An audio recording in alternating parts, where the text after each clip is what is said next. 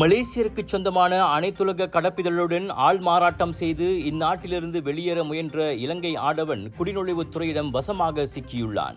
21 வயது அவ்விளைஞன் புக்கிட் காயு ஹித்தாம் குடிநுழைவு மற்றும் சுங்க சோதனை சாவடியில் கைது செய்யப்பட்டான். முறையான பயணப்பத்திரங்கள் இன்றி அவன் மலேசியாவுக்குள் நுழைந்து தங்கியிருப்பது விசாரணையில் கண்டறியப்பட்டது. கிடா குடிநுழைவுத்துறையும் தாய்லாந்து குடிநுழைவுத்துறையும் மேற்கொண்ட ஒத்துழைப்பின் வாயிலாக அக்கைது நடவடிக்கை மேற்கொள்ளப்பட்டது. குடிநுழைவு சட்டத்தின் கீழ் மேற்கொண்டு விசாரிக்க ஏதுவாக அவ்விளைஞன் தற்காலிகமாக கிடா குடிநுழைவுத்துறையின் அமலாக்க லாக்அப்பில் தடுத்து வைக்கப்பட்டுள்ளான். அவன் பின்னால் இருக்கும் ஆழ்கடத்தல் மற்றும் மனித விற்பனை கும்பலை கண்டறிய ஏதுவாக அச்சம்பவம் விரிவாக விசாரிக்கப்படும் என கிடா குடிநுழைவுத்துறை கூறியது. 10 ஃபெஸ்டிவல்ஸ், 100க்கும் அதிகமான ஆர்டிஸ்ட், 200க்கும் அதிகமான பூத்கள், Colors of India, Vijay TV பிரம்மாண்டத்தின் உச்சம், world class Deepavali festival and train expo, Tropicana gardens mall, convention centre, கோத்தராமன் சர, PGL 11 இருந்து 16 செப்டம்பர் வரை.